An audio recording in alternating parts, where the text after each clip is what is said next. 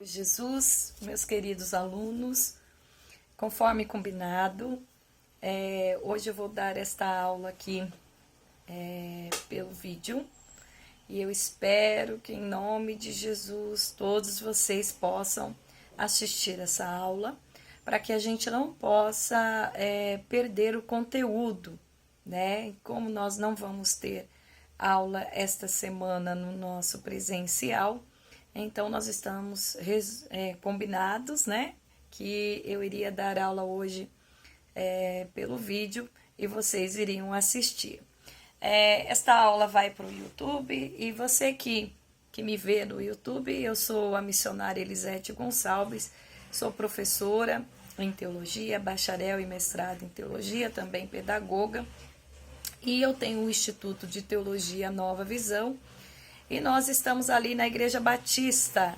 A paz do Senhor a todos os meus alunos queridos da Igreja Batista Renovada, todas as quartas-feiras, das 19h30 às 22h15, na Rua Caminho Campo Limpo, 879, no Jardim Angélica. Quero mais uma vez aqui agradecer ao pastor Marcelo, a sua digníssima esposa, irmã pastora Maria Belo, que entenderam a proposta do ensino da Santa Escritura e nos abriram aquela porta.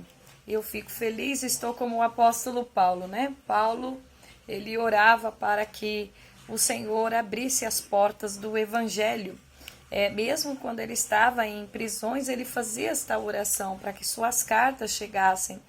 E eu louvo a Deus, eu tributo a Deus toda a glória e os meus agradecimentos ao pastor Marcelo, a sua esposa, que entenderam o projeto do Instituto de Teologia Nova Visão, entendeu que nós estamos ali engajados no ensino da palavra.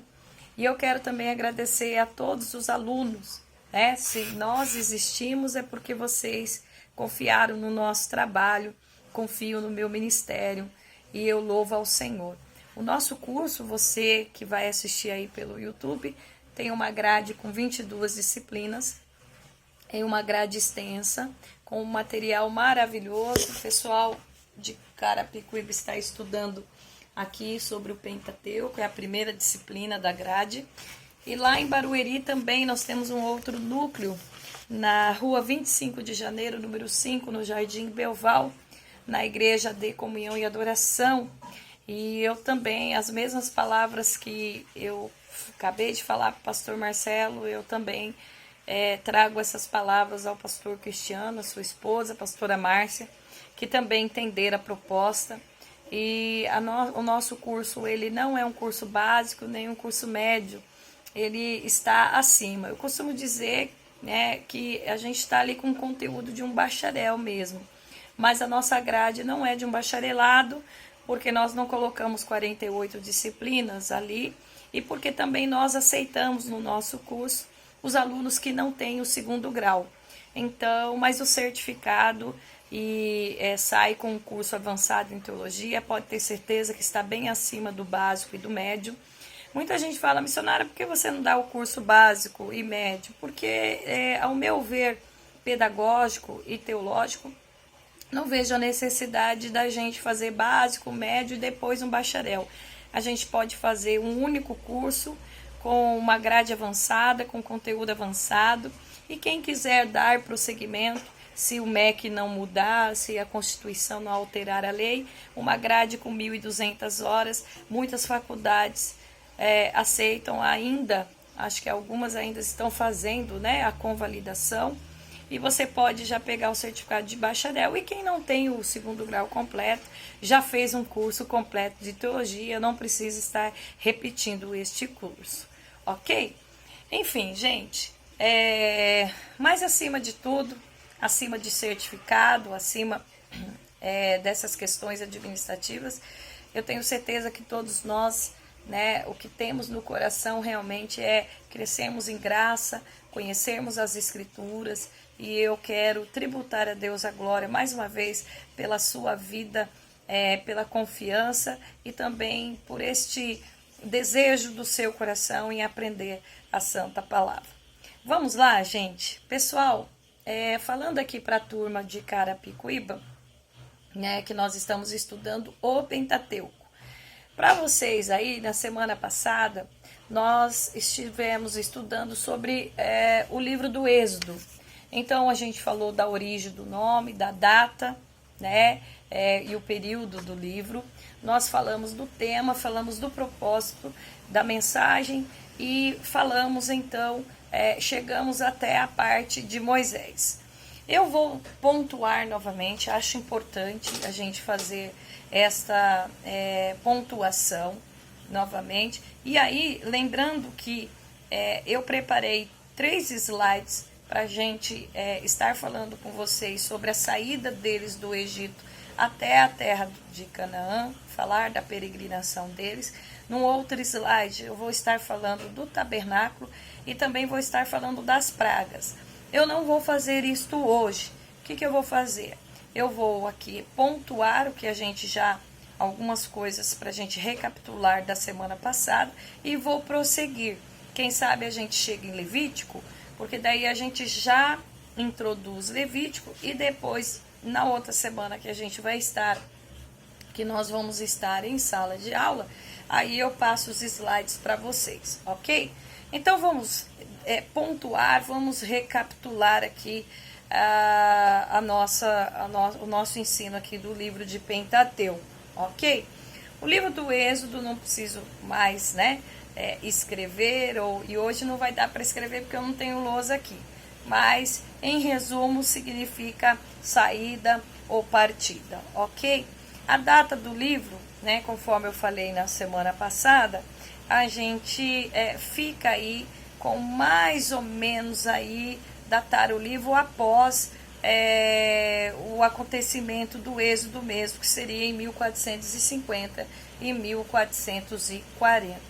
A gente não pode confundir a escrita do livro com os acontecimentos do livro. Então, a escrita do livro provavelmente em 1440, 1450, aonde, como eu falei para vocês, que é o mesmo contexto do Gênesis, aonde Moisés escreve o Pentateuco, quando o povo já saiu do Egito, já está em peregrinação, ok? O livro do Êxodo vai apontar para a gente para o tema da redenção, né? Então é importante a gente relembrar que o livro de Gênesis é o início da redenção, e o livro de Gênesis, sempre estou batendo nessa tecla, sendo redundante, né, com o tema tríade, que é, então, criação, queda e redenção. Lembrando que lá em Gênesis, nós ficamos aí mais ou menos 4 a 5 aulas, se não me falha a memória, só no livro de Gênesis, e o livro de Gênesis vai trazer para a gente, vai introduzir as doutrinas do Novo Testamento. Quem é meu aluno, né, já viu que todas as doutrinas que a gente tem lá no Novo Testamento sobre a doutrina soterológica, né, a gente vai encontrar lá em Gênesis. Então, a gente vai ver em Gênesis essa questão do princípio da redenção. E aqui no Êxodo a gente vai ver o progresso da redenção. Lembrando que eu falei para vocês na aula passada, que quando a gente estuda sobre o tema redenção, né, a gente colocamos, né, dentro desse estudo pelo menos 3 itens do qual Jesus faz por nós. Primeiro, que seria a redenção da culpa. Então, eu estou falando isso porque o Êxodo vai apontar para a obra de Cristo. Então, o que é que Cristo fez lá na cruz? A cruz aponta, então, para a redenção da culpa, ou seja, Cristo nos justifica diante de Deus. Ele nos torna justo. A nossa culpa, a nossa penalização, a imputação do pecado que estava sobre nós, vai sobre Cristo. E com isso, Cristo me torna inocente. É uma obra maravilhosa. Então, eu sou redimida da culpa do pecado. Sempre lembrando que o pecado, a gente não só nasce pecador, né? Nascer pecador já é um problema, porque nós somos maus e com a capacidade de transgredir o santo Deus, de transgredir os mandamentos. Somos capazes de sermos maledicentes, de sermos maldosos. somos pecadores. Mas o grande problema é que a gente não só é pecador, a gente tem uma penalização por sermos pecadores. E essa penalização dada por Deus, porque Ele é justo, foi a condenação eterna, uma vez que Deus criou o homem à sua imagem e semelhança, e o ser humano é um ser eterno. Lembrando que todas as vezes que pecamos, isso é um ponto importante na teologia, na doutrina da salvação, que a gente ainda vai estudar. Inclusive, eu estou escrevendo o livro da doutrina da salvação, e pensa como está me dando trabalho, viu, para escrever esta disciplina. Não é uma disciplina fácil de ser desenvolvida. E uma das coisas que a gente aprende na soteriologia, em questão ao pecado, é que nós, quando pecamos, Adão, quando pecou, por que a penalização é lago de fogo eterno?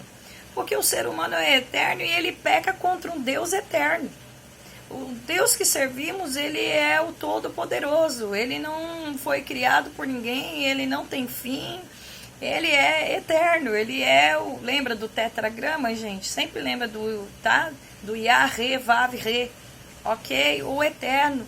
Então, o Senhor, ele subsiste eternamente. Então, todo pecado contra ele, nós estamos pecando contra um Deus que é eterno. Então, a sentença também é eterna. Quantas vezes você já pecou contra o Deus eterno? Agora, imagine os seus pecados, os meus pecados sendo julgados. Não é um julgamento aqui passageiro na terra, é um julgamento eterno, porque pecamos contra um Deus eterno.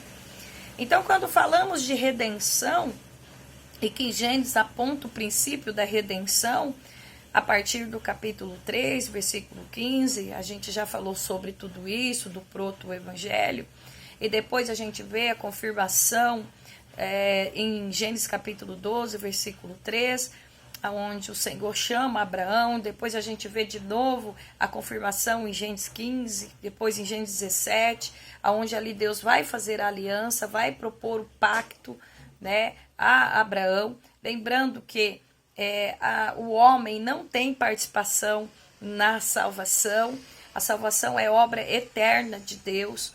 Deus não foi pego de surpresa. Deus, ele é soberano e ele salva para louvor da sua glória. Então, é importante que entendamos que a proposta do pacto foi da parte de Deus e depois vem a lei. Lembrando que o pacto vem com Abraão e a lei, os mandamentos, a santidade, a palavra para moldar o caráter vem com Moisés. Mas antes de Moisés vem o quê? Vem o pacto. Vem a aliança. Deus propõe aliança a Abraão. Deus separa uma nação. Deus elege um povo, porque é Ele que salva. A salvação vem dele. Então, voltando aqui sobre a questão da redenção, é importante que entendamos que Cristo, ele vai nos redimir da culpa, da penalização, porque o que o homem, o ser humano merece é o lago de fogo. E a gente não tem como, por mais que venhamos dizer, olha, eu sou bonzinho, eu sou um bom pai de família, eu sou uma boa esposa, eu não mato, eu não roubo, eu não fumo, eu não bebo, não importa. Paulo vai dizer aos Romanos, no capítulo 2, né, que os gentios são indesculpáveis e vai dizer que os judeus são indesculpáveis e que todos estão destituídos da glória de Deus. Então, Cristo, na cruz, ele retira esta penalização, a culpa do pecado sobre nós. Mas ele faz mais. Ele também retira a redenção, o aspecto da redenção, e é para isso que o livro de Êxodo vai apontar. A redenção também retira o poder do pecado. Porque não adianta você ser livre da culpa, mas ainda estar sob o domínio do pecado, sob o poder, sob a autoridade, sobre a regência, sobre o domínio do pecado. E aí, quando vocês estudarem comigo Romanos, né, a gente vai estudar, a gente vai ficar um bom tempo na epístola de Paulo aos Romanos, vocês vão ver que na doutrina da justificação, Paulo vai explicar que o pecado já não tem domínio sobre nós. Que graça tem, né, em relação ao evangelho, você conhecer a Cristo, entender que Cristo foi na cruz, tudo bem, ele morreu no seu lugar, ele retirou a culpa, e daí você continua pecando? Né? Então, João, na sua epístola, vai dizer que quem continua pecando é filho do diabo. Eu sempre falo em sala de aula e vou falar aqui de novo, nós não somos impecáveis, nós somos pecadores, continuamos nascidos. Esse nascimento em pecado não tem como. Somos seres humanos, nascemos em pecado. No entanto, Cristo retira a culpa, mas ele retira o poder. Por isso que a proposta do Evangelho é novo nascimento. Veja que você nasce pecador e a proposta é agora que esse pecador nasça para viver na sua vida a vida de Cristo. Então, na cruz do Calvário, o pecado não pode mais ter domínio, nem domínio na mente, nem domínio na vontade, nem domínio das emoções, que isso se chama metanoia, que é o arrependimento. Então, na doutrina soteriológica da salvação, vocês vão ver que o arrependimento está entrelaçado ao novo nascimento. Então, um cristão arrependido, ele recebe uma transformação, ok? Ele recebe uma mudança de caráter, ele recebe uma mudança de mente, uma mudança de vontade, uma mudança no coração. Então, por isso que se chama conversão. É você dar a volta, né? Você se converte. Você se converte, não, né? Isso é obra do Espírito Santo. Lembrando que tudo é obra do Espírito Santo em nós. Então, esse novo nascimento é a proposta. Então, o novo nascimento conduz à vitória sobre o pecado. Então, nós não temos mais desculpas para continuar uma vida pecaminosa, né? Podemos tropeçar? Podemos falhar? Podemos, mas eu estou falando de poder, eu estou falando de domínio. Então, um cristão, ele é santificado. O que é você ser santificado? Você é separado do pecado. O pecado não domina mais a sua mente, seu coração, suas vontades. Muito pelo contrário, você passa a odiar o pecado. Você foge do pecado, você luta contra o pecado. E aí Paulo vai explicar isso aos Gálatas, né? A carne milita contra o Espírito, mas o Espírito em nós deve vencer as obras da carne. Porque se permanecemos sobre as obras da carne, não veremos a Deus. Então, a obra da redenção, ela é completa. Então, a gente é livre da culpa do pecado e a gente é livre do poder do pecado. Mas é mais além, a gente também é livre, tá? Da presença do pecado. Poxa, missionária, mas por que você está falando isso? Por causa do livro de Êxodo, o tema é redenção. A nação de Israel vai ser redimida, ela vai ser protegida pelo sangue do Cordeiro. Então, esse derramamento do sangue do Cordeiro Pascal, aqui no Êxodo, vai apontar para a obra do Messias. Então, a nação de Israel vai ser salva pelo sangue, amparada pelo sangue, protegida pelo sangue. E é justamente isso que o sangue de Jesus vai fazer. E o sangue de Jesus, derramado na cruz, além de retirar a culpa, além de retirar o poder do pecado, também retira sobre nós a presença do pecado. E quando que isso vai acontecer, missionária? A presença do pecado. No arrebatamento, na morte e na ressurreição, na glorificação do corpo. Então, por isso que Paulo, lá em 1 Coríntios 15, vai dizer, quando esse corpo mortal, esse corpo corruptível, se revestir da incorruptibilidade. O que é a incorruptibilidade? É a eternidade, não vamos mais passar pela morte. A gente só passa pela morte física porque a morte física é consequência do pecado original. O salário do pecado é a morte. E lembrando que o pecado original traz a morte física e a morte espiritual. Por isso que é necessário nascer de novo e é necessário sermos revivificados pela pessoa de Jesus. Né? É necessário que haja em nós, enquanto pecadores, né, iníquos, longe de Deus, se morrermos fisicamente, nessa condição pecaminosa, nessa condição de iníquos, iremos ao lago de fogo. Isso aí é a morte espiritual. Apocalipse capítulo 20, né? Mas quando em Cristo Jesus, por isso que Cristo Jesus veio nos dar vida, e vida em abundância, vida abundante, vida eterna. Então, essa vida eterna. E quando é que a gente realmente se apropria desta eternidade? Na glorificação do corpo. Esse corpo corruptível vai se revestir da incorruptibilidade. Por quê? Porque o pecado, a morte, conforme Paulo escreveu em 1 Coríntios, ela foi vencida por intermédio de Jesus. E por que a morte foi vencida? Porque a morte é consequência do pecado. Cristo venceu o pecado por nós. Cristo levou o nosso pecado. Cristo morreu no nosso lugar. E a partir do momento que ele faz isso, eu posso ter vida eterna. Eu estava em morte espiritual, mas por intermédio de Jesus eu passo a ter vida espiritual. Então, a obra de redenção me livra da presença do pecado. Quando nós, e Paulo vai dizer isso em Tessalonicenses, os que estiveram vivos, né, no momento do arrebatamento vão receber esses corpos, né, esses corpos não, seria a incorruptibilidade, tá? Porque o corpo é este, e eu vou explicar isso melhor lá em escatologia. Mas vai se revestir da incorruptibilidade, e os mortos em Cristo também, a doutrina da ressurreição.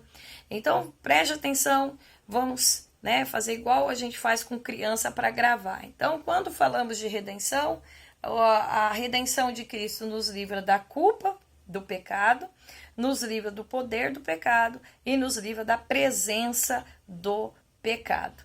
Puxa, missionária, precisa aprender isso? Claro, você precisa aprender isso, porque esse é o propósito do livro de Êxodo, vai apontar para esse propósito. Falando agora especificamente do livro, do propósito da mensagem, eu vou recapitular o que eu falei na aula passada. E se eu estou recapitulando, talvez você fale, poxa, mas eu tive na aula passada, a missionária está recapitulando. Por que eu estou recapitulando? Deixa eu só, gente, aqui, desculpa, eu vou tirar aqui, tem um monte de gente mandando mensagem aqui no meu WhatsApp. Deixa eu só tirar o som. Pronto, voltei. Tirar o som, porque senão fica aqui vibrando o meu celular e eu não sei se atrapalha aí na gravação. Mas por que eu estou pontuando? Porque é importante. Se não fosse importante, eu passava rapidinho. Aliás, eu não tenho isso, né? Minhas aulas são sempre profundas, eu não tenho essa questão. Mas se eu estou pontuando, é porque eu quero que você grave essa questão da questão da redenção e do propósito da mensagem do livro. Então, na semana passada, eu já disse que em Gênesis a gente tem o princípio da redenção e hoje eu já falei isso para vocês. E no livro de Êxodo, nós temos o progresso da redenção. E a ideia central do livro, conforme vocês vão ver, está na página de número 32 do nosso livro, é a redenção pelo sangue. Por quê? Porque o Êxodo conta a história da nação de Israel e de um povo que é salvo pelo sangue, amparado pelo sangue e tendo acesso a Deus pelo sangue. Então, e essa questão do acesso a Deus vai entrar o sistema de sacrifícios e holocausto. Ou seja, sem derramamento de sangue, não teria como a nação de Israel se aproximar de Deus. Por quê? Porque lá em Gênesis, Adão e Eva pecaram. Um animal precisou ser morto. Houve a morte, houve derramamento de sangue. Foi a única forma interessante que ali, no Gênesis, quem matou o animal foi o próprio Deus. Né? Isso já significa, né, e já apontava para Cristo, que o próprio Deus teria que derramar, proporcionar a forma de resgatar o homem para louvor da sua glória.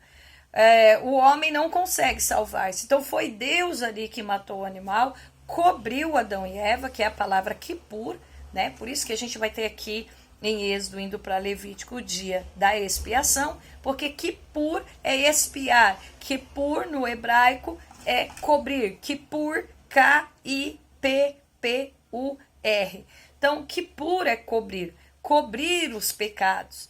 Então, somente através do derramamento de sangue, lembrando que esse derramamento de sangue ocorre pela penalização do pecado, então somente após o israelita cobrir os seus pecados diante de Deus, é que eles poderiam oferecer cultos a Deus.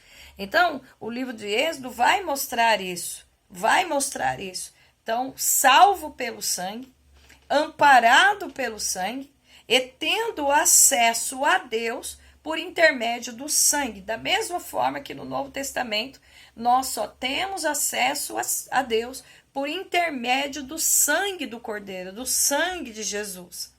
O livro de Êxodo vai mostrar a opressão da nação de Israel pelos egípcios, e como eu disse na aula passada, vou repetir, eles mereciam isso, mereciam estar escravizados ali, porque no Egito eles se tornaram pagãos, idólatras, misturaram com a religião e o culto aos deuses ali, se tornaram politeístas, então eles mereciam aquela opressão.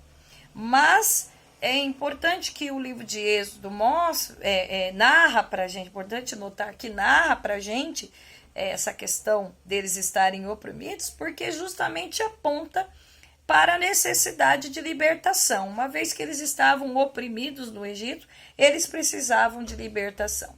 E só Deus pode dar essa libertação. O que é que Deus vai fazer no propósito do livro, que eu estou explicando aqui para vocês novamente? Deus ele vai prover esta libertação. Quando eles são salvos, a nação vai necessitar de uma revelação de Deus, de quem Deus é. Quem é Deus? Quem é o Senhor? Eu vou dar aqui um exemplo muito bobo, tá? Mas imagine que a sua casa, minha misericórdia, né? Você vai falar, o Senhor Jesus tem poder, né? Mas imagine que sua casa pegue fogo e os bombeiros são acionados e um bombeiro vai lá e te resgata. Tudo bem, ele te resgatou, mas quem é esse bombeiro? Você conhece? Sabe o nome dele? Conhece a família dele? Conhece o caráter dele? Não, você não sabe quem ele é. Você sabe que ele é um bombeiro que te salvou, que te tirou daquela situação. Apenas isso. Assim são os médicos, né, que nos salvam na hora de uma doença e assim sucessivamente. Então Deus salvou, Deus tirou do Egito, mas esse povo não conhecia o seu Deus. Nas aulas de Gênesis eu deixei isso bem claro para vocês. O povo não conhecia o Senhor. Eles não tinham conhecimento do Deus de santidade. Para eles, para muitos deles, Deus era mais um Deus. Eles estavam acostumados com vários deuses no Egito. Isso é tão verdadeiro que Êxodo 19 vai mostrar para nós a construção do bezerro de ouro. E quem construiu esse bezerro de ouro? Foram os egípcios? Não, foram os israelitas. E por que eles construíram o bezerro de ouro? Porque eles estavam acostumados com os deuses ali do Egito. Isso é óbvio. Então servia um Deus invisível que fala através de Moisés, que fala com um som de trovão, que faz um monte fumegar. Trazia medo, sim, trazia pavor neles, mas profundidade da essência do caráter de Deus eles não tinham. Então o que acontece? O livro de Êxodo vai nos mostrar, dentro do seu propósito, uma revelação da parte de Deus. E por que Deus vai se revelar a eles? Porque o próprio Deus vai os orientar, através de Moisés, na conduta, no caráter, na vida diária e na nova vida proposta. Deus estava propondo aos israelitas uma nova vida, uma vida de relacionamento. Um povo que seria separado para ter um relacionamento interpessoal com este Deus. Deus iria lhe mostrar como eles deveriam cultuá-lo. Mas antes do culto, da liturgia, daquilo que eles estavam acostumados no Egito, porque eles estavam acostumados com cultos na terra pagã. Deus iria mostrar que o culto a Deus está relacionado com o caráter. O culto a Deus está relacionado com quem eu sou, como me comporto. Eu não posso oferecer um culto a Deus numa denominação, num espaço físico e achar que apenas esse culto litúrgico está agradando ao Senhor, porque o culto está relacionado com o meu comportamento. Então, o próprio Deus vai dar uma revelação de quem Ele é. E essa revelação vai vir por intermédio da lei, da palavra. Então, só recapitulando, primeiro Deus dá o pacto, Deus salva, e depois Deus vai revelar o seu caráter e a conduta que Ele quer deste povo por intermédio da lei, da palavra. Então, o que acontece? Quando Deus vai se revelar, Deus se revela como? Através da palavra, através dos mandamentos, através do decálogo e através somando 623 regras de conduta, através da lei, através dos mandamentos. Então, por isso que lá no Novo Testamento, o Evangelho de João vai dizer que a gente só ama a Deus se a gente obedece. A gente não tem outra forma de conhecer ao Senhor. A revelação do Senhor está na sua palavra. Não tem como. Eu respeito, né, qualquer pessoa que possa dizer eu tive um sonho, eu tive uma revelação, Deus... Não. Você pode até ter, mas não é uma revelação plena. A revelação de Deus, o caráter de Deus e o que é que Deus quer de nós está na Bíblia. Está de Gênesis a Apocalipse. E é isso que Deus vai fazer. Ele vai revelar o seu caráter, Ele vai revelar a sua vontade, Ele vai revelar a sua soberania, Ele vai revelar o seu poder, Ele vai revelar a sua natureza e Ele vai dizer a este povo, a conduta de vocês deve ser assim. Então Deus vai moldar o caráter deste povo. E através do recebimento da lei, qual que é o próximo passo no propósito em Êxodo? Deus então vai, por intermédio da lei, fazer com que este povo se sinta convencido do seu pecado. E quando esse povo é convencido do seu pecado, aí entra então o tema de Levítico, a santificação. Então todo o sistema de holocaustos e sacrifícios não foi implantado, e eu já bati na tecla lá em sala de aula, vou falar de novo, por causa de Deus. Deus não estava, sabe, como eu costumo dizer, sentado no seu trono, dizendo, por favor, tragam ovelhas, por favor, tragam pombinhas, eu preciso desses sacrifícios. Se vocês me fizerem isso, eu vou dar aquilo. Isto eram os deuses do Egito, os deuses da Mesopotâmia, os deuses de Canaã. Os deuses pagãos, eles trabalham com um sistema de oferta, toma lá, dá cá. Vocês me ofertem algo e eu dou algo a vocês. Não. Deus institui um sistema de sacrifícios e ofertas, não porque Deus precise, mas sim porque a nação de Israel precisava de ser purificado de seus pecados. O sistema de sacrifícios e ofertas girava em torno do tema da redenção.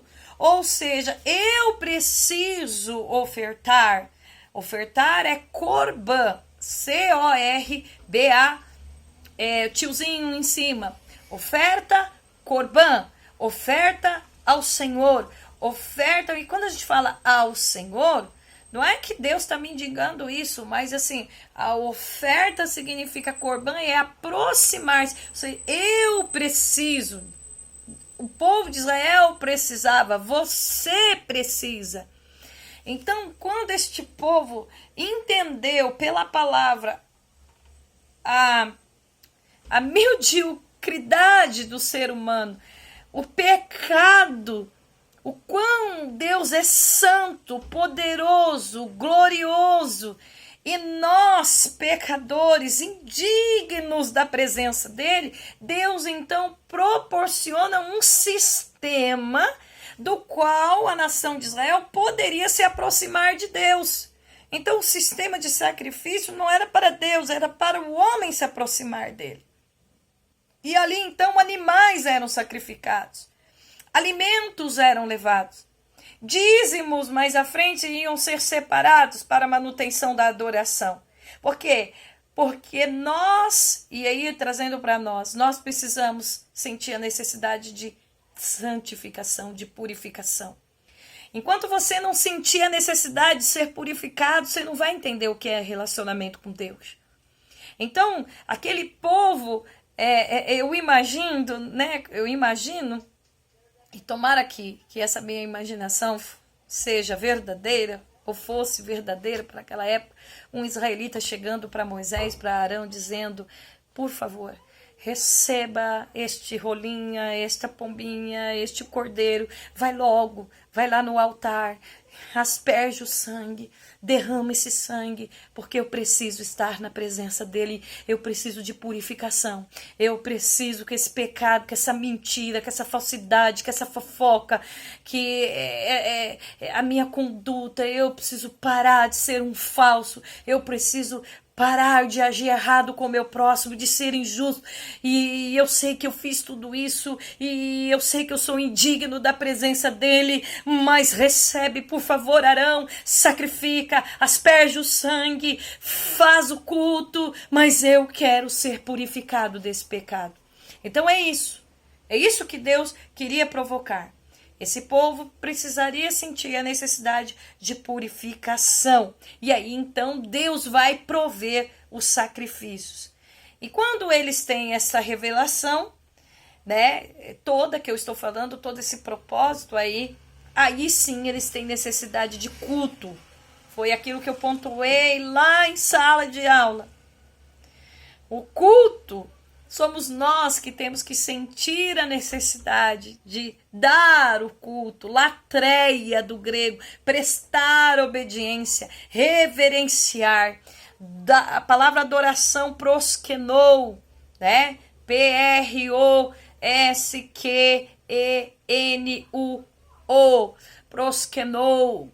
Eu preciso me reverenciar, honrar. Proskenou era usado para súditos que se curvavam diante dos reis, né? Que reconheciam a autoridade. Cultuar é reconhecer a santidade, é reconhecer a autoridade, é reconhecer o poder.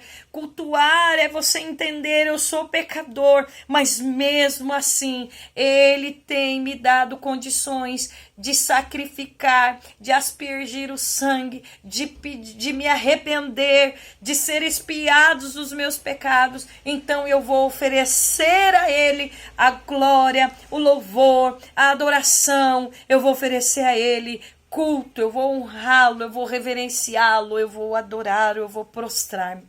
E é por isso, por essa necessidade de culto, que Deus então manda construir o tabernáculo, que vai ser chamado de santuário, morada de Deus, presença de Deus entre o povo. E aí Deus, por consequência, vai instituir os sacerdotes, ok? Então aí surge a necessidade de ministros, pessoas que iriam conduzir a nação de Israel à presença de Deus, que são então os sacerdotes Arão e a sua linhagem. Então esse é o propósito, tá, de Êxodo. Todas essas questões aqui que eu falei em sala de aula, eu estou repetindo, englobam o propósito do livro do Êxodo. Então, recapitulando, o Gênesis traz o pacto, o Êxodo traz a lei, tá? Então, esse povo foi amparado, liberto e tinham acesso a Deus por intermédio do sangue.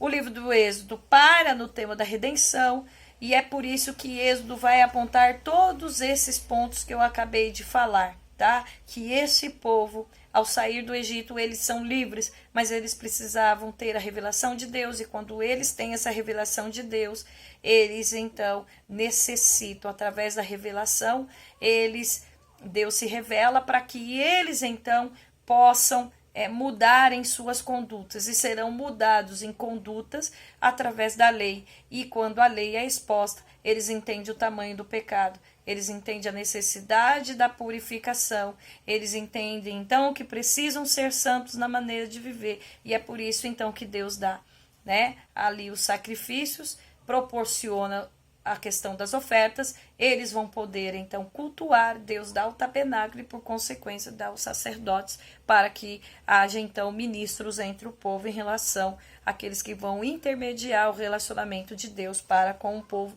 no Antigo Testamento.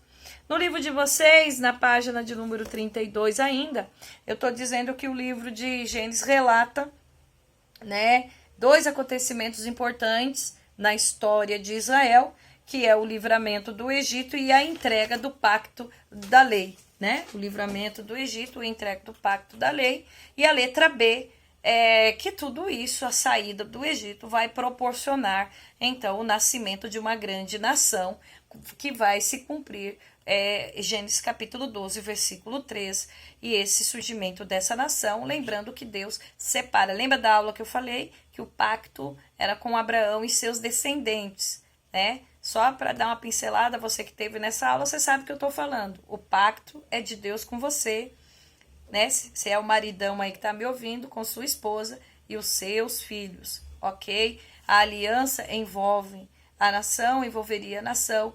E quando a gente fala também de aliança com Deus na nossa casa, envolve a nossa família. Então, todos na nossa casa deveriam servir ao Senhor. Essa é a proposta que Deus fez. Então, o surgimento aqui da nação de Israel, ela vai surgir por conta dessa libertação do Egito. Aí, na semana passada, eu li com vocês todo o capítulo 19 de Êxodo, e a gente ali trabalhou as palavras, né? O nascer, né? E também eu falei do Venishma, né? Lembra que eu falei com vocês que o povo de Israel, quando Deus usa Moisés e diz, olha, eu sou o Deus que estou vos chamando para ser minha nação santa, meu sacerdócio real, minha propriedade, eles de imediato disseram, não, a gente vai fazer tudo que o Senhor está mandando. E essa palavra faremos, que é a primeira palavra que eu trabalhei lá em Êxodo 19:8 e Êxodo 24:3, é o nascer, que fala de ação e obras. Então, quando eles ouviram a lei, não, pode deixar, a gente vai fazer tudo que está aí. E a outra palavra do Venishma, porque lá no Êxodo 24:7, a palavra hebraica ali indica que eles disseram, a gente já compreendeu, a gente já entendeu, a gente crê que tudo que está sendo ordenado é a mais pura verdade e por fé, por crer, nós vamos obedecer. E ele se compromete, então, com a aliança, com a lei, né, que envolve a aliança, ele se compromete em obedecer todos os critérios da lei. Aí na semana passada a gente começou a ler Êxodo 19, 20, 21, 22, 23 e a gente começou a ver coisas minuciosas na lei, como por exemplo, né, você encontrar o boi do inimigo, no caso um judeu que encontrasse, e ter que levar esse boi, né, na casa do seu adversário. Então a lei vai trabalhar com perdão, a lei vai trabalhar, vai impor que não temos que ter sentimento de vingança, a lei vai ser dura, os pecados ali cometidos, a maioria deles iria ocasionar em morte, não tinha conversa, eram mortos, né? Então isto mostra pra gente a seriedade do Deus que estamos servindo. Então, e mostra realmente que o pecado, a consequência do pecado, de fato é a morte. Então, a lei vai ser dura. E a lei tem que ser observada. E esse povo se comprometeu a observar a lei. Então, vamos lá? O autor, dando continuidade, já falei, é o Moisés. E aí vem o conteúdo que a gente viu na semana passada. Israel no cativeiro, Israel redimido, Israel viajando no Sinai, Israel recebendo a lei e Israel em adoração. Eu estou lendo rápido porque eu quero acreditar que você vai assistir a aula com a apostila na mão. Aí na semana passada eu falei da opressão de Israel no Egito. Mostrei para vocês a época histórica em que houve a saída do Egito. Então eu falei para vocês, eu comecei desde o Egito Antigo, que começou em 3.200 até 2.100, onde no Egito Antigo houve as construções das pirâmides, não completa, porque completa vai acontecer até na época dos hebreus, mas o início da construção dessas pirâmides, um grande crescimento na agricultura, e depois a gente tem do ano 2100 ao ano 1580 o Médio Egito, aonde nesse Médio Egito aqui, né, o povo de Israel vai migrar para lá. Então isso é importante. E é aqui, nesse Médio Egito, que eles têm uma prosperidade política, econômica, de poder, né? Em 1750, os Hicsos vão lá para atacar, né? E vão tentar destruir o domínio dos faraós. Mas depois, lá no novo império, que vai de 1580 até 715, eles vão recuperar isso. E é nesse momento aqui de 1580 que vem Moisés, porque Moisés nasce mais ou menos em 1526. Em 1450 eles já estão peregrinando lá no deserto. Então, é importante pontuar isso de novo, porque por que eles ficaram com medo da nação de Israel, pelo crescimento de quase 3 milhões de hebreus ali e do reino, do Império Egípcio ser tomado? Porque os Hicsos, né? Os Hicsos, qual a data? Em 1750, já haviam tentado tomar. Então, os faraós do Egito estavam sobre avisos. Qualquer nação que eles percebessem, que crescesse, e uma coisa, os hebreus cresceram debaixo do nariz deles. Então, eles tiveram medo. E aí vem a ordenança de morte, né, dos homens, dos meninos. E aí, na semana passada, eu já trabalhei com vocês o nascimento de Moisés. Eu não vou falar de novo, não vou repetir a história. Tá aí no livro, ok?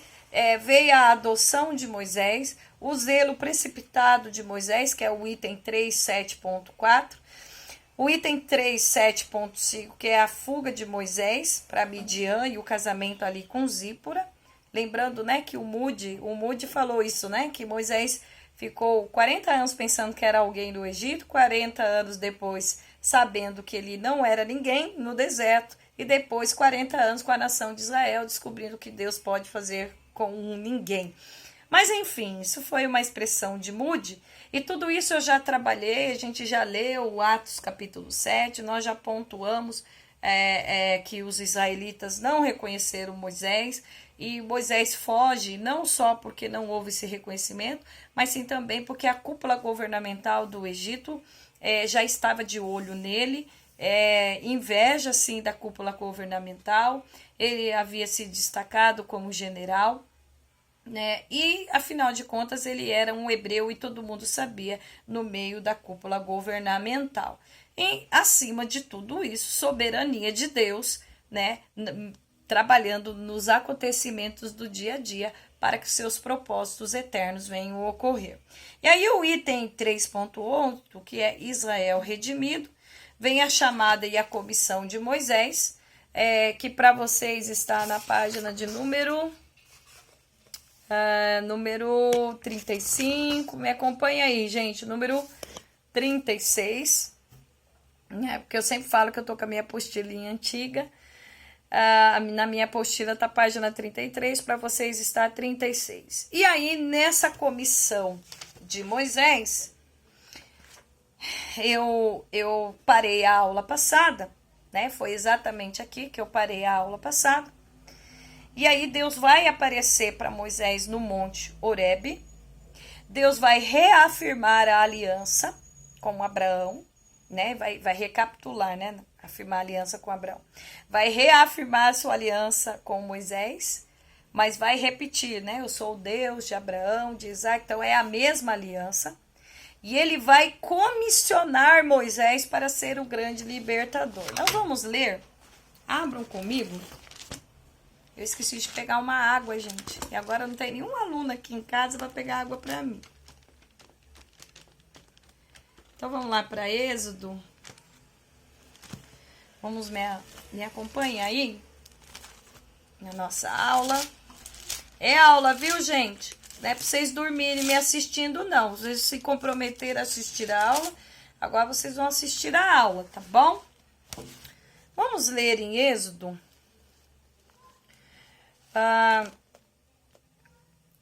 Deus fala com Moisés, capítulo 3. Está dizendo assim, vamos ver aqui vamos ler a partir do 1.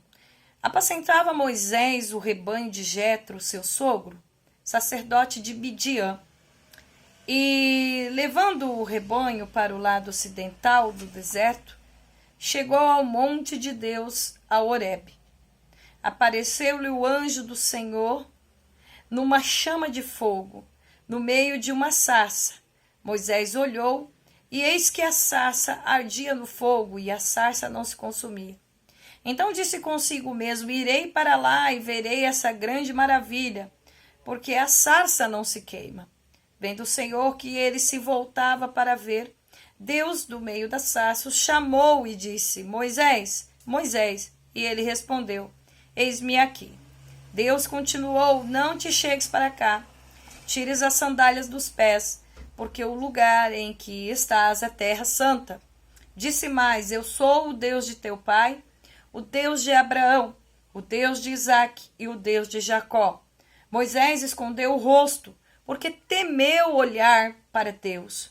Disse ainda o Senhor, certamente vi a aflição do meu povo, que está no Egito, e ouvi o seu clamor por causa dos seus exatores.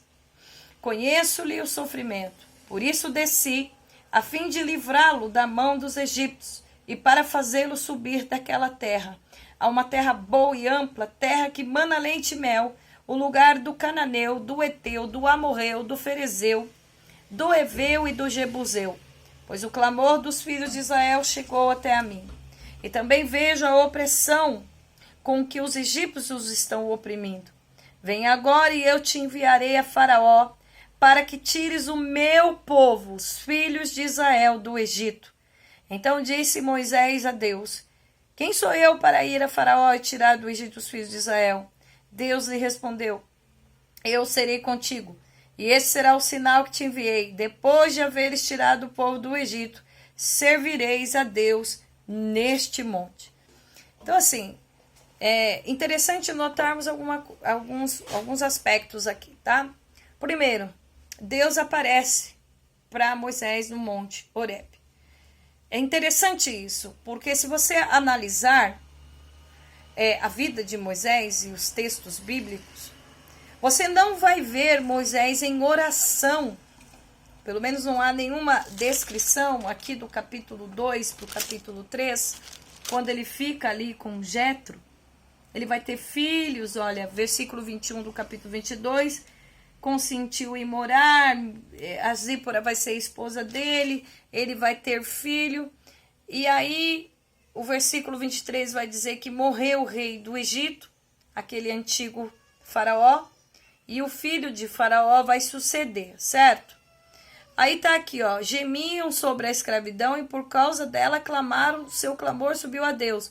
Ouvindo Deus o seu gemido, lembrou-se da sua aliança com Abraão. Não é que Deus estava esquecido da aliança. A forma de Moisés narrar, a gente sempre tem que entender que são homens que estão escrevendo a Bíblia, inspirados por Deus. Pedro vai dizer dessa inspiração. A palavra telpenesto, sopro, vem direto de Deus, né? A inspiração vem de Deus. Mas eles têm uma forma, uma linguagem de falar. Então, devido à opressão que eles estavam vivendo no Egito, eles clamam a Deus. É interessante isso. Era um povo politeísta, um povo que não conhecia em intimidade esse verdadeiro Deus, mas no meio deles, com certeza, né? Havia pessoas, havia um remanescente que lembrava-se da promessa. Aliás, assim, todos lembravam, mas eu estou falando de alguns ali, eu estou falando isso baseado sempre no texto de Paulo aos Romanos, porque sempre é um remanescente fiel. Então todos sabiam da promessa. É como a volta de Jesus. Não existe uma igreja, uma denominação evangélica que não saiba que Jesus vai voltar. Mas não tem detalhes aí, muitas vezes, do estudo escatológico, e talvez não fique todos os dias lembrando disso. Então, é nesse sentido que eu quero dizer. Mas no momento da aflição, eles lembraram disso, recordaram disso. Mas o que me chama atenção teologicamente é porque Deus aparece para Moisés. Então, novamente, e o texto está dizendo que Deus lembrou-se do pacto. Deus lembrou-se do Berite, B-E-R-I-T-H, da aliança. Quando fala lembrou-se, volto e repito, não é esquecimento de Deus. É porque essa aliança, ela está de pé no plano da redenção, está de pé na soberania de Deus. É Deus quem elegeu este povo, tanto que ele vai dizer para Moisés, o povo é meu, o povo é meu. Então, de fato, nós temos que entender que quem salva é Deus, quem elege é Deus, quem separa é Deus. E você que me assiste nesta aula, você que é aluno, você precisa entender que você pertence a Ele. Não adianta, é Deus que elege, é Deus quem salva, é Deus quem escolhe. Ainda que no meio do povo dele possa ter rebeldes, possam ter pessoas e vão pagar pelos seus pecados, que a gente vai ver no decorrer da história de Israel que muitos vão morrer, muitos vão ser penalizados, mas assim, dentro de um contexto, o povo é dele. O povo é dele.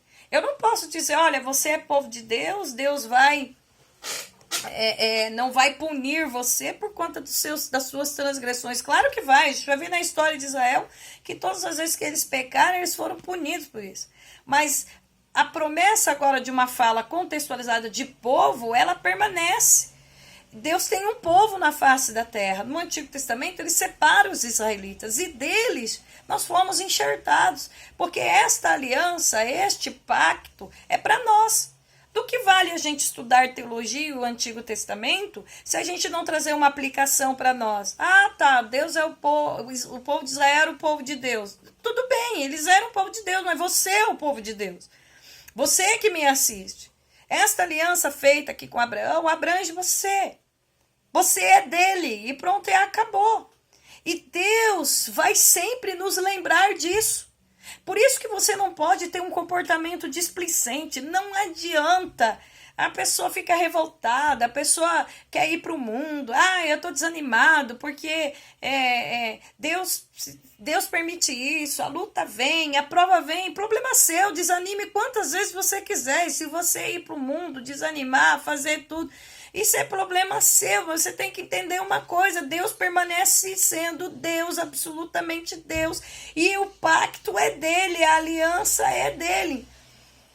Ele instituiu, ele separou. Então, no momento certo aqui, quando esse povo clamou, quando este povo lembrou, a gente tem uma promessa, a gente tem um Deus, a gente tem um pacto, eu lembro, Abraão, Isaac, Jacó, os nossos pais falaram isso, vamos clamar por ele. Ele simplesmente, o primeiro ato de Deus, o que ele faz? Ele vai retirar o povo de lá, porque ele lembra, ele traz consigo o pacto, é o meu povo. Então esse é o primeiro ponto que eu quero que vocês gravem a partir desse momento aqui. Povo de Deus. Segundo ponto, Deus aparece para Moisés. Não foi Moisés que clamou, não. Não foi Moisés que pediu, disse assim, apareça para mim. Foi Deus que se manifestou. E se manifestou no Monte Horebe, em santidade. E disse para Moisés, o lugar que você está é santo. Não era o monte não era santo, mas porque a manifestação de Deus estava ali, aquele lugar passava a ser um lugar de santidade, porque Deus estava ali naquele lugar. Deus se apresentou a Moisés. Portanto, trazendo para uma praticidade a nós, é interessante que tem muita igreja que fala, Deus está aqui, o que importa é que Deus está aqui, está mesmo. Deus está, porque quando Deus está, o lugar ele é santificado. Veja que o Senhor dá uma ordem para ele. Veja que o Senhor chama Moisés. O texto vai dizer que Deus chamou Moisés. Chamou Moisés. E Moisés disse, eis-me aqui. Então, novamente, chamou, elegeu, separou. Muitos teólogos vão dizer, mas o texto é comum, esse chamar aqui, porque Deus chamou o nome dele. Sim, Deus chamou o nome dele. O texto, dentro da hermenêutica, aponta para essa interpretação normal e coloquial de Deus ter chamado o nome dele, mas a pontuação teológica contextualizada do livro aponta para um Deus que novamente, assim como Deus fez o pacto com Abraão, novamente Deus chama Moisés. Novamente fica claro que quem está livrando, quem está libertando, quem está retirando o povo dali é o próprio Deus por conta da sua aliança, por conta do seu pacto. E é isso que o versículo de número Moisés vai esconder o rosto e Moisés temeu olhar para Deus. Deixa eu só fazer uma pontuação aqui. Vocês vão encontrar muitos estudos na internet de pessoas dizendo assim, de teólogos, enfim, dizendo assim que a gente não tem que ter medo de Deus, que a gente tem que ter respeito, que a gente tem que ter reverência, que a gente tem que honrar. Ok, tem que ter reverência, tem que ter honra, tem que ter tudo isso. Mas a gente tem que ter medo de Deus. Nós vamos encontrar sim nas Escrituras, não o medo que me leve a me afastar dele, ou vê-lo como um Deus bruto, ignorante, que está pronto para não se relacionar comigo, um Deus distante. Não, mas eu tenho que temer, porque a Escritura vai dizer que grande e terrível é o Senhor. Ele é o poderoso, ele dá a vida, ele tira a vida. Se ele quiser agora, eu estou dando aula para você, ele falar, eu vou matar a Elisete, eu vou fulminar a Elisete. Se ele levasse em consideração os meus pecados, se não fosse o sangue de Jesus, e ele neste momento falasse, eu resolvi matar você, Elisete, ele me mataria. Porque grande e terrível é o Senhor. Então a gente tem que tremer e temer. Sabe o que é temer? É sentir medo. E tremer é você estar um grau acima até do medo. É você realmente tremer diante dele. É exagerar até no medo. Eu tremo diante do Senhor. Moisés não ousou. Daniel também tremeu. Caiu no chão diante de um anjo. Ezequiel tremeu, Isaías gritou, grande e terrível. Agora, como é que pode um povo querer manipular a presença de Deus que não sente temor? O segundo ponto aqui é que a presença de Deus deve trazer no nosso coração temor. Cobriu o rosto, meu Deus, grande e terrível é o Senhor. Ele se manifestou, a sarça Deus. Agora, o que a igreja pentecostal e neopentecostal, desculpe, porque aí eu tenho que dar o braço a torcer, que os tradicionais não fazem isso. Quem faz é a gente, é um emocionalismo sem temor, sem tremor à presença dele. Tremer, Deus está no nosso meio. Quando a gente sentir a manifestação do Santo Espírito entre nós, a gente deveria tremer. O Monte Sinai tremeu. A presença de Deus nos traz, ó, você está vendo? Quando eu começo a falar dessa forma, eu estou tremendo. Temendo. Grande, terrível, poderoso, santo é o Senhor. Terrível Deus. Aquele que tem poder de lançar vidas no lago de fogo, aquele que tem poder de matar e tem poder de fazer viver, aquele que tem poder sobre os batimentos cardíacos, aquele que tem poder, poderoso. Nós somos barro, ele é oleiro, ele é Senhor. Então, aqui eu estou pontuando esses 3 itens, que ele aparece a Moisés, a santidade dele é manifesta, Moisés treme diante dele e ele vai reafirmar a aliança. Versículo de número escondeu o rosto, versículo 7, diz ainda o Senhor, certamente vi a aflição do meu povo que está no Egito, ouvi o seu clamor por causa dos exatores, conheço-lhe o sofrimento, desci a fim de livrar dos egípcios, a fim de subir da terra, uma terra que mana leite e mel, a terra vai tirar, né, o lugar do cananeu lá, pois o clamor dos filhos de Israel chegou até a mim, e também vejo a opressão com que os egípcios estão oprimidos. Vem agora e te enviei a Faraó, para que tires o meu povo. Então disse Moisés a Deus, quem sou eu? Deus respondeu, serei contigo, você vai servir neste monte. Disse Moisés a Deus, eis que quando eu vier os filhos de Israel, e lhes disseram, o Deus de vosso pai me enviou a vós, e eles me perguntaram qual o nome, aí é aqui, no versículo 14, que eu já expliquei para vocês, que aparece o Yah-Yeh, Vav-He, o nome impronunciável de Deus, o eu sou. Disse mais, assim dirás aos filhos de Israel, eu sou, me enviou a vós, o Eterno. Disse Deus mais a Moisés, assim dirás aos filhos de Israel, o Senhor Deus de vossos pais, aqui está a confirmação da aliança. O Deus de Abraão, o Deus de Isaac e o Deus de Jacó, me enviou a vós outros. Este é o meu nome eternamente, e assim serei lembrado de geração em geração. Vai, ajunta os anciões de Israel e diz o Senhor de vossos pais, Deus de Abraão, o Deus de Isaac e o Deus de Jacó, me apareceu dizendo em verdade, vos tenho visitado e visto o que vos tem feito no Egito. Portanto, disse eu, far-vos-eis subir a aflição do Egito para a terra do Cananeu, do Eteu, do Amorreu, do Ferezeu, do Eveu, do Jebuseu, para uma terra que manda leite e mel. E ouvirão a tua voz, e irás com os anciões de Israel, ao rei do Egito, lhes dirás, o Senhor Deus dos Hebreus nos encontrou. Agora, pois, deixa-nos ir, caminho a 3 dias para o deserto, a fim que sacrifiquemos ao Senhor nosso Deus. Eu sei, porém, que o rei do Egito não vos deixará ir, se não for obrigado por mão forte. Portanto, estenderei a mão e ferirei o Egito com todos os meus prodígios, que farei no meio deles. Depois vos deixarei ir, e darei mercê a este povo, aos olhos dos egípcios. E quando sairdes, não será de mãos vazias. Cada mulher pedirá a sua vizinha e a sua hóspede joias de prata e joias de ouro e vestimenta, as quais porei sobre os filhos e sobre vossas filhas, e despojarei os egípcios. Veja, irmãos, e meus queridos alunos, que o Senhor, então, aqui no livro, estou dizendo, aparece a Moisés, reafirma a aliança e vai comissionar Moisés. Outros pontos aqui importantes no texto que a gente está lendo, a gente está vendo aqui, é que a gente viu lá em... Gente, só um minutinho para eu passar, só um minutinho, já volto, professora, já volto. Vocês vão ouvir a minha voz, tá? Deixa eu só fechar a porta aqui. Pronto, a professora voltou, tá?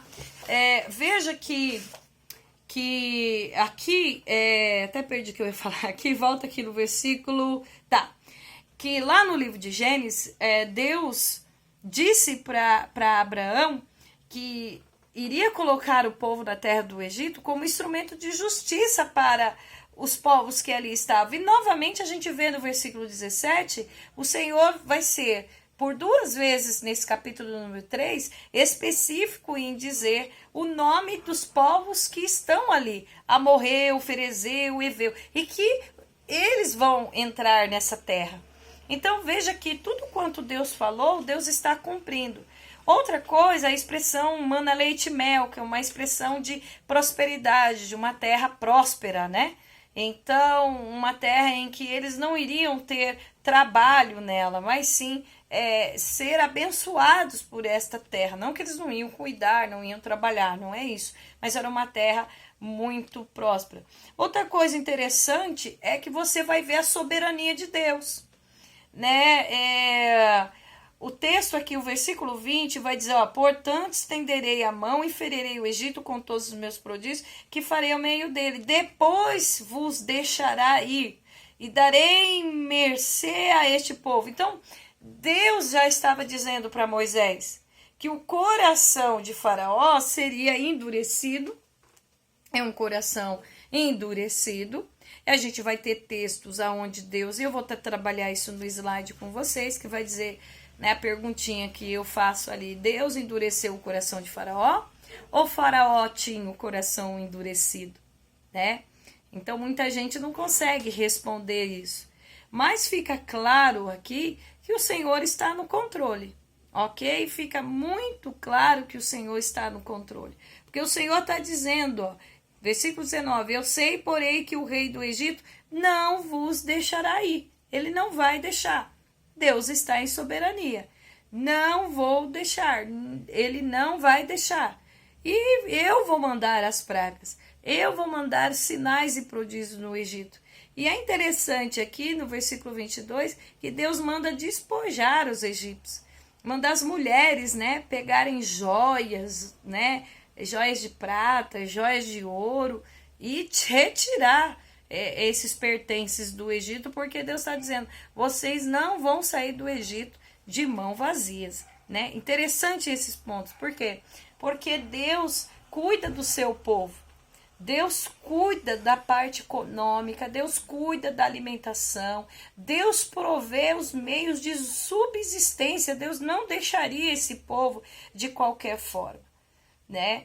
Eu só quero parar para pontuar algo espiritual aqui, que eu quero dizer para você, uma palavra ao seu coração. Confia no Senhor. Quando o Senhor falar que vai te tirar e vai te sustentar, Ele vai te sustentar. Porque até o coração dos governantes está nas mãos do Senhor. Deus, ele muda as circunstâncias. Deus age a favor do seu povo. Deus é misericordioso. Deus fala, ó, vocês vão peregrinar e não vão sair com a mão vazia. Deus provê todas as formas, todos os meios. Então, meu irmão, minha irmã, você que me assiste, confia. Para de ser incrédulo.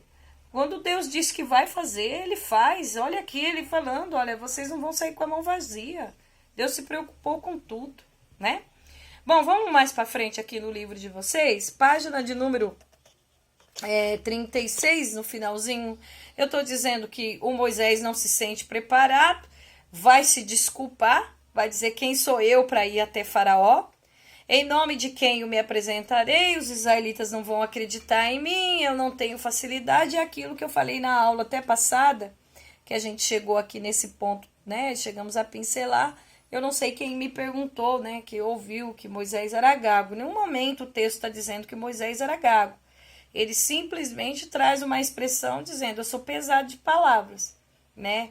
Talvez ele quis dizer para o Senhor sabe que para eu falar com Faraó, apesar de Moisés ter uma característica de mansidão, no entanto, eu não posso dizer aqui que é a gaguez dele, que ele era gago, porque o texto não diz.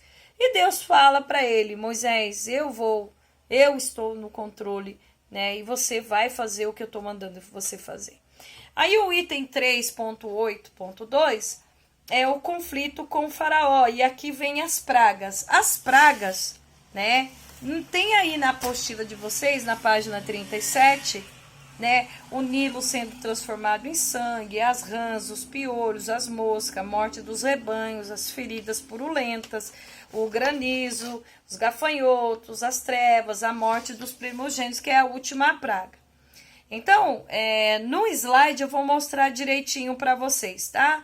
O Nilo sendo transformado em sangue, que é o deus Khnum, que era o guardião do Nilo, o deus Hapi, que era o espírito do Nilo, e Osíris, né? Todos esses deuses eram deuses que guardavam o Nilo. Então, o Deus Todo-Poderoso desafiou esses deuses. O Dahan é o Ect, tá aí na apostila de vocês. E esse Ect era o Deus da ressurreição. Você vê que o diabo sempre copiou o evangelho, né? Ele vai, hoje nós temos centro de macumbaria que eles fazem ofertas, sacrifícios, né? E isso é uma cópia, sempre uma cópia das escrituras. Aí a gente vai ter os deuses dos piolhos, das moscas, a morte dos rebanhos, que é o deus Hathor, que é a deusa era uma deusa de forma de vaca, tá? O Apis, que era um touro, né? O Portirá, que era o símbolo de fertilidade, Mênefis, que era um touro também. Por isso a construção do bezerro de ouro lá na frente. A gente tinha o Imhotep, que era o deus da medicina, o Nut, deus do céu, a Ísis, deus da vida, Sete, né, que era um dos principais deuses ali do Egito, que era o protetor da colheita. a Ísis, de novo, deusa da vida, Sete, que eu já falei, Ra, Aten, Atum, Horus, ok? E Osíris, que era a divindade que dava vida na terra do Egito, página de número 38, mas fique tranquilo que depois eu vou mostrar para vocês no slide, né, de uma forma mais profunda. Não, hoje não vai dar porque eu tô nessa aula aqui e não dá para mostrar o slide para vocês, ok? Sobre as pragas do Egito, eram todos os deuses que eles ali acreditavam. Todos esses deuses ali foram desafiados pelo nosso Deus. Até que chegou na morte dos primogênitos, né? E o Senhor, então, ali matou todo o primogênito da terra do Egito. E aí, no item 3.8.3... né, Êxodo capítulo 12, a gente vai falar aqui da Páscoa. Eu vou pontuar algumas coisas aqui, tá? Me acompanha aí, tá? Vamos ler um pouquinho no livro. A última praga seria a morte de todos os primogênitos da terra do Egito. Visto como todos os israelitas também habitavam no Egito, o Senhor emitiu uma ordem específica ao seu povo. Cada família tinha que tomar um cordeiro macho de 1 ano de idade, sem defeito, e sacrificá-lo ao entardecer, ao dia 14 do mês de Abib, Nisan, que responde aos meses de março e abril. As famílias menores podiam repartir um único cordeiro entre si, Êxodo 12:4, e então tinham que passar parte do sangue sacrificado nas 2 ombreiras e na verga das portas de cada casa. Quando o destruidor passasse por aquela terra, ele passaria por cima das casas, que é por isso que vem a palavra pechá. P-E-S-A-C-H, tá? Pechá, pular por cima, isso significa Páscoa, tá? Quando o destruidor passasse, passaria por cima daquelas casas que tivesse o sangue sobre eles. Daí o termo Páscoa, pechá, no finalzinho, desculpa, eu falei C-H, é P-E-S-A-H, tá? Que significa pular por cima ou além da marca, passar por cima ou poupar. Assim, pelo sangue do cordeiro morto, os israelitas foram protegidos da condenação à morte executada contra todos os primogênitos do Egito. Outros detalhes é que eles tinham que assar a carne e comê-la com pão sem fermento, com ervas amargas. O comer a carne era símbolo da força que Deus lhes daria para a peregrinação. O pão sem fermento simbolizava a sinceridade e a verdade, e as ervas representavam as dificuldades e as provações que iriam os acompanhar durante essa questão da redenção ou peregrinação, tá? Por que eu tô falando redenção? Porque o tema do livro paira na questão da redenção, né? Então, pontinhos importantes aqui.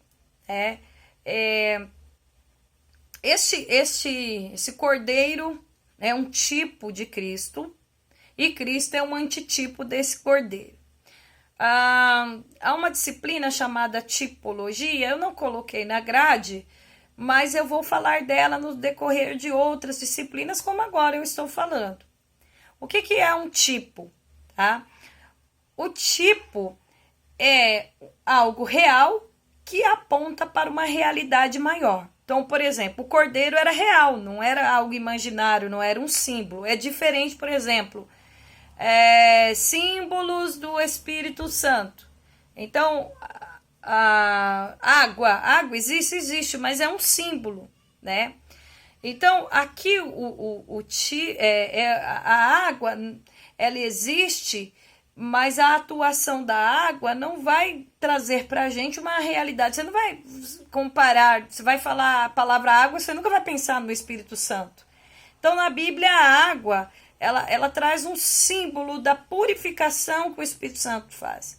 Aqui não, aqui é uma realidade. O cordeiro de fato foi morto e o sangue dele de fato foi derramado. E a partir de então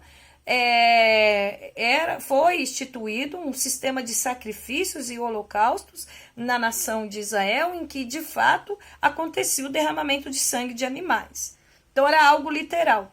E esse algo literal apontava para uma realidade maior, que também era algo real e literal, que aconteceu com a pessoa de Jesus. Então aqui esse cordeiro já é o tipo de Jesus, tá? E Jesus é o antitipo. Por que o antitipo? Porque em Jesus se cumpre a tipologia do cordeiro. E é interessante que eles tinham que comer a carne, e a carne aqui vem com símbolo de força que eles iriam precisar durante a peregrinação, e eles tinham que fazer o pão sem fermento, ou seja, esse fermento aí, sem fermento, que era a questão da sinceridade e da verdade. Deus os estava retirando do Egito, os tirando da mentira, para levá-los a um relacionamento verdadeiro e sincero com ele. Né? Então você vê que o fermento, Jesus diz que um pouco de fermento leveda toda a massa. Ele vai dizer isso para os seus